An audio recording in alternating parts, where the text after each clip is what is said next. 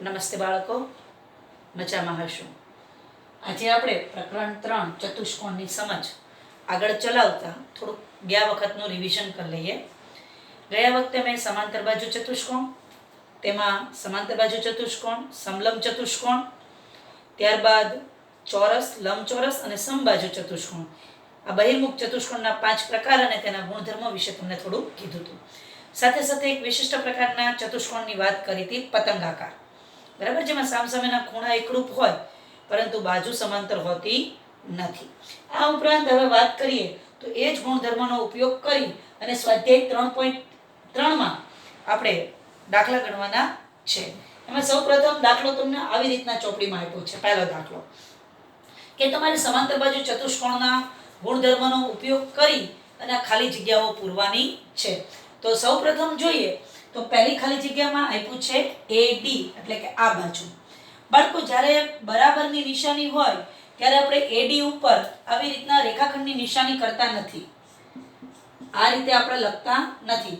એ ન લખવા પાછળનું કારણ એક ગાણિતિક કારણ છે, કારણ કે જ્યારે રેખાખંડ મૂકીએ છીએ ત્યારે એનું માપ નથી અને બરાબરની નિશાની મૂકીએ ત્યારે આપણે એના માપ સંલગ્ન વાત કરતા હોઈએ છીએ, એટલે કે માપ સાથે સંકળાયેલું છે. તેથી આપણે ઉપર રેખાખંડની નિશાની કરતા નથી. એટલે જ્યારે રેખાખંડનું માપ લખવાનું હોય ત્યારે ઉપર રેખાખંડની નિશાની નહીં કરવાની. તો અહીં તમને એમ કીધું છે કે AD એટલે કે આ બાજુ, આ બાજુને સમાન બાજુ કઈ હોય?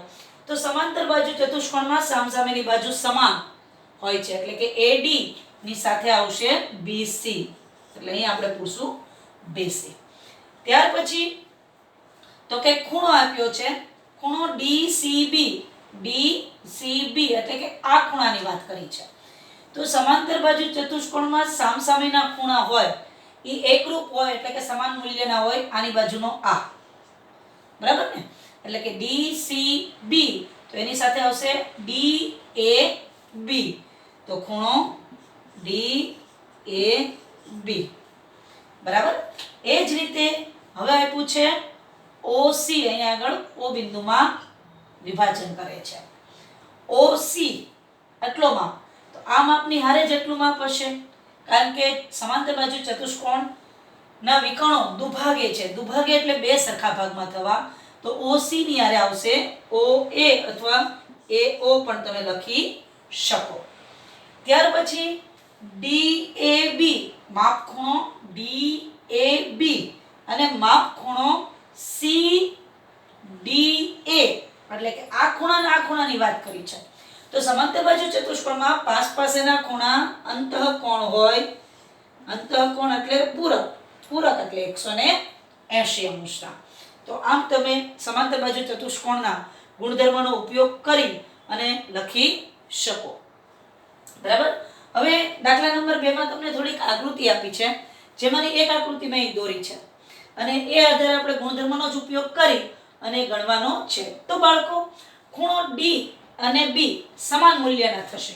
તો આપણે આમ લખી શકશું કે માપ ખૂણો B બરાબર માપ ખૂણો D બરાબર 100 અંશ. કયા કારણના આધારે લખશું? તો કે સામસામેના ખૂણા સમાન.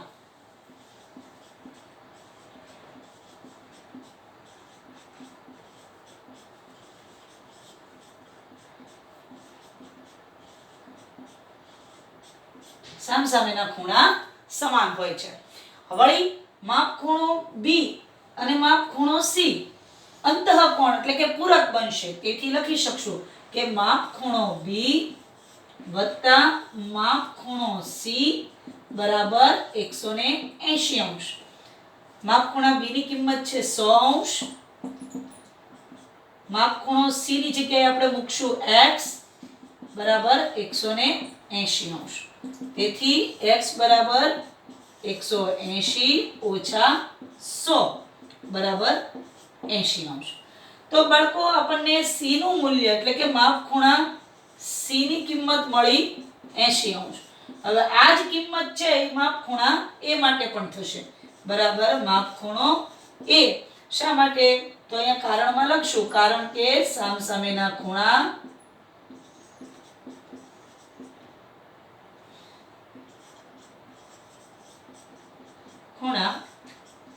સમાન. તો અહીં આગળ તમને બે દાખલા કરાવડાવ્યા, જેમાં દાખલો 1 ખાલી જગ્યા સ્વરૂપનો હતો. દાખલા 2 માં તમને આકૃતિ આપી છે. આકૃતિના આધારે સમાંતર બાજુ ચતુષ્કોણના ગુણધર્મનો ઉપયોગ કરી અને તમારે ગણવાનો છે, જે સ્ક્રીન ઉપર તમે જોઈ શકો છો.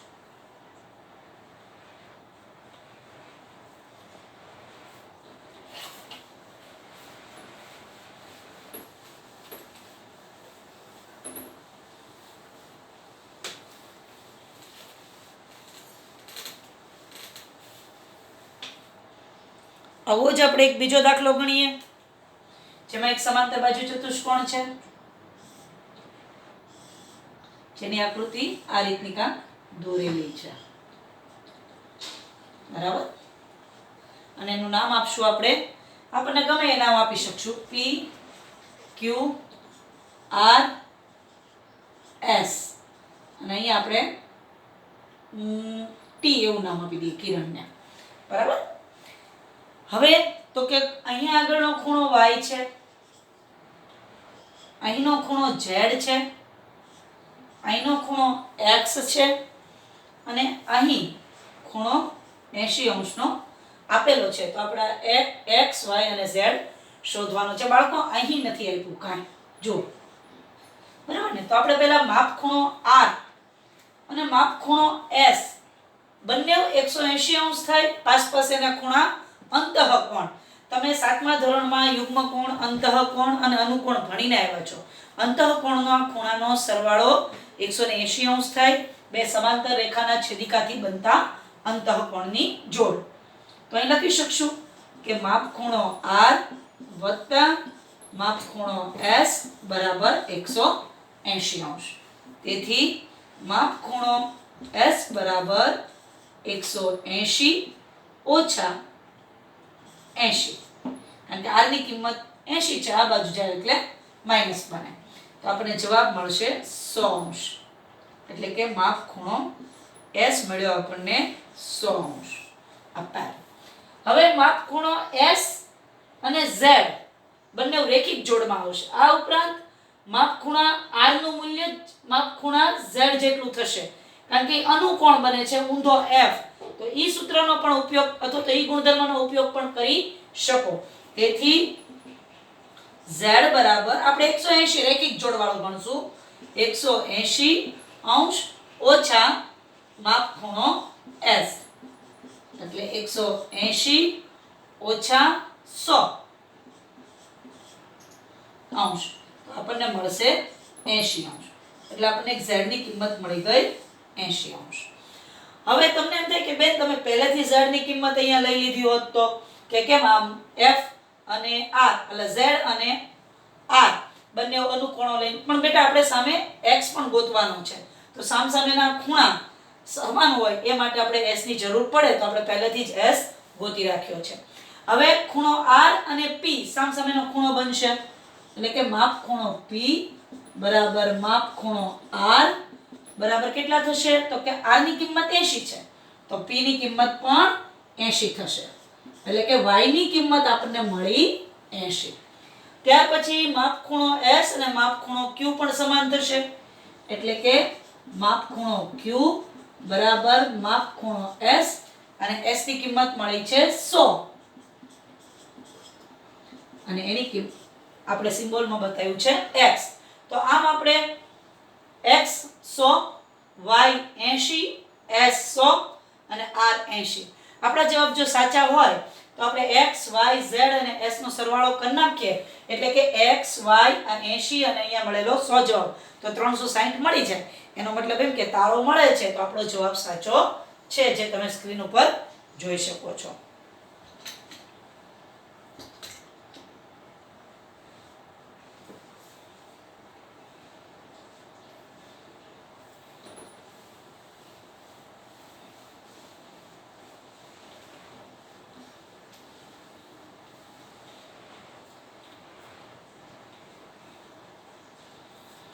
હવે બાળકો દાખલા નંબર 3 માં જઈએ.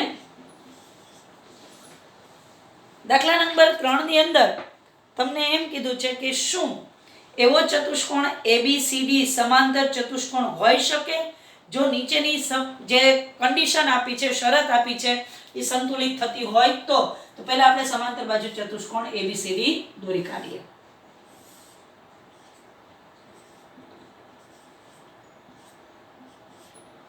આ બાજુ ને આ બાજુ સમાંતર છે, આ બાજુ ને આ બાજુ, આના વિકર્ણો, સોરી, તમે જ્યારે ફૂટપટ્ટીની મદદથી દોરશો એટલે તમે સરસ રીતે એને દોરી શકશો, જે ઓ બિંદુમાં દુભાગે છે. એટલે કે BO, OD, AO અને OC સમાન થશે. હવે પહેલી કન્ડિશન એમ આપી છે કે માપખૂણો D વત્તા માપખૂણો B, D અને B બંને માપખૂણાનો સરવાળો 180 અંશ થાય. તો કે માપખૂણો B વત્તા માપખૂણો D 180 અંશ થાય એવું તમને પૂછ્યું છે. તો જવાબમાં શું લખશું? ના, ન થાય. શા માટે? તો કે ચતુષ્કોણના સામસામેના ખૂણા હંમેશા સમાન હોય છે, એનો સરવાળો 180 અંશ થતો નથી. અંતઃકોણ હોય પાસેના તો જ સરવાળો 180 અંશ થાય.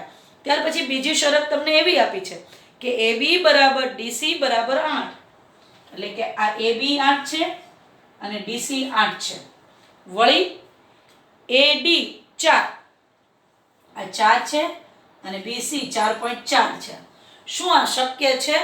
તો અહીંયા આપણે લખશું ના, કારણ કે સામસામેની બાજુ સમાન હોય છે. જો આ 4 હોય તો આ 4 હોવી જોઈએ, અને આની ગણતરી કરીએ કે આ 4.4 હોય તો આ પણ 4.4 હોવી જોઈએ.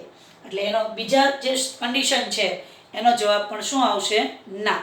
ત્યાર પછી કે A ખૂણો 70 અને C ખૂણો 65. આ ખૂણાનું માપ આપ્યું છે 70 અને આ ખૂણાનું માપ આપ્યું છે 65. આવું શક્ય બને? તો ત્રીજા જે જવાબ છે એમાંય ના આવશે. શું કામ? તો કે સામસામેના ખૂણા સમાન હોય છે. સામસામેના ખૂણા કેવા હોય? સમાન. એટલે જો A 70 હોય તો C પણ 70 થવો જોઈએ, અથવા C 65 હોય તો A પણ 65 થવો જોઈએ. તો આમ આપણે આ કન્ડિશન હોઈ શકે, ABCD ચતુષ્કોણ સમાંતર હોઈ શકે, પણ નીચે આપેલી કન્ડિશન પ્રમાણે નહીં. એટલે આપણે કન્ડિશનનો જવાબમાં લખ્યું ના.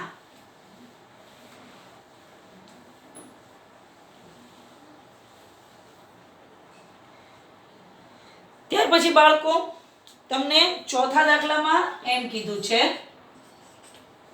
કે એક એવા ચતુષ્કોણની કાચી આકૃતિ દોરો કે જે સમાંતર બાજુ ચતુષ્કોણ ન હોય, પરંતુ સામસામેના ખૂણાની એક જોડ સમાન હોય વિશિષ્ટ પ્રકારનો ચતુષ્કોણ, જેને આપણે કીધું હતું પતંગાકાર ચતુષ્કોણ. બરાબર? તો આપણે આવી આકૃતિ દોરી શકીએ. P, Q, R, S અને કોઈ પણ એક જોડ, સામસામેના ખૂણાની એક જોડ, આ અથવા તો આ લેવો તો આ સમાંતર સમાન બને, પરંતુ તેની બાજુઓની જોડ છે એ ક્યારેય સમાંતર રહેશે નહીં. અને આ વિશિષ્ટ પ્રકારનો પતંગાકાર ચતુષ્કોણ છે, તો આનો જવાબ આવશે હા, પતંગાકાર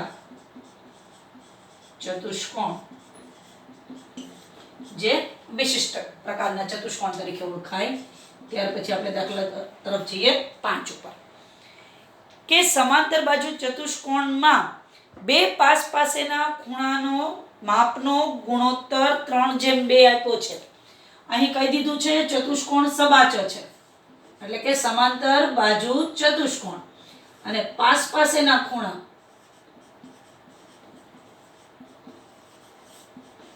ખૂણાનો ગુણોત્તર તમને આપી દીધો છે. એ ગુણોત્તર છે 3:2. તો ચતુષ્કોણના બધા જ ખૂણા શોધો. તો શોધવા હોય તો એની માટે આપણે પહેલા એક રફ આકૃતિ દોરશું, અને એ આકૃતિ હું તમને આ બાજુ દોરીને બતાવું છું. કે ધારો કે આપણે એક ચતુષ્કોણ નામ લઈએ, નામ પણ આપશું કે એક આ સમાંતર બાજુ ચતુષ્કોણ છે A, B, C અને D. આના વિકર્ણો જે દુભાગે ઓ બિંદુમાં AD સમાંતર BC, AB સમાંતર DC. આ રીતે કહી અને તેના પાસેના જે ગુણોત્તર એટલે આપણે કહીએ કે ખૂણો A જેમ ખૂણો B બરાબર 3/2, તેથી માપ ખૂણો A થશે 3x અને માપ ખૂણો B થશે 2x. હવે પાસેના ખૂણા અંતઃકોણ હોય, અંતઃકોણ પૂરક હોય એટલે એનો સરવાળો 180 અંશ થાય. તેથી આપણે લખી શકીએ કે માપ ખૂણો A પ્લસ માપ ખૂણો B બરાબર 180 અંશ. A ની કિંમત મૂકશું 3x, B ની કિંમત મૂકશું 2x બરાબર 180 અંશ. તેથી 5x બરાબર 180 અંશ. 5 ગુણાકારમાં છે, આ બાજુ જશે એટલે છેદમાં જશે, એટલે કે x બરાબર 180 ભાગ્યા 5. તો ભાગાકાર કરશો તો 36 પંચા 180 થાય. બાળકો આ આવડવા ખૂબ જરૂરી છે, અથવા મૌખિક ગુણાકાર ભાગાકાર નાની રકમનો આવડવો જોઈએ. દાખલા તરીકે 5 તેરી 15, બધે 3 6 પંચા 30. મેં સીધો ભાગાકાર કરી નાખ્યો કે 36 180 ને 5 વડે ભાગવું એટલે 36 આવે. તો 36 પંચા 105, એટલે સોરી 180, અને 5 5 સામાન્ય અવયવ છે એટલે x ની કિંમત મળી આપણને 36. તેથી x ની કિંમત 36. હવે માપ ખૂણો A અને C સરખા થશે, તેથી લખશું કે માપ ખૂણો A બરાબર માપ ખૂણો C બરાબર 3x. 3x એટલે 3 ગુણ્યા 36, 36 તેરી 108 અંશ જે આપણે જોઈ શકીએ છીએ. એ જ રીતે માપ ખૂણો B અને D સરખા થશે, તેથી માપ ખૂણો B બરાબર માપ ખૂણો D બરાબર 2x. x ની કિંમત મૂકશું 36 અને 36 દુ 72. તો બાળકો અહીં A અને C 108 અંશના હશે, B અને D 72 અંશના હશે.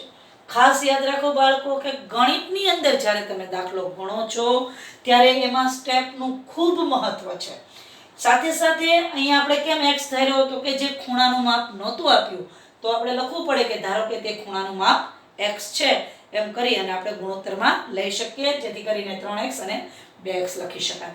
વળી A અને B પાસેના ખૂણા હું બોલી કે અંતઃકોણ હોય, અંતઃકોણ હંમેશા પૂરક હોય એટલે એનો સરવાળો 180 અંશ થાય. તો તમે જ્યારે દાખલો ગણો ત્યારે બાજુમાં અહીં લખી રાખો કે ચતુષ્કોણના પાસેના ખૂણા અંતઃકોણ હોય છે અને તે અંતઃકોણ હંમેશા પૂરક એટલે કે 180 અંશના હોય છે, જેથી કરીને સ્ટેપ વાઇઝ દાખલો ગણેલો હોય તો તમારા કોઈ પણ જાતનો માર્ક કપાતો નથી. સાથે સાથે તમે પૂરા માર્ક મળે છે, સારું પ્રેઝન્ટેશન અને વ્યવસ્થિત રીતે દાખલો ગણેલો હોવો ખૂબ જરૂરી છે.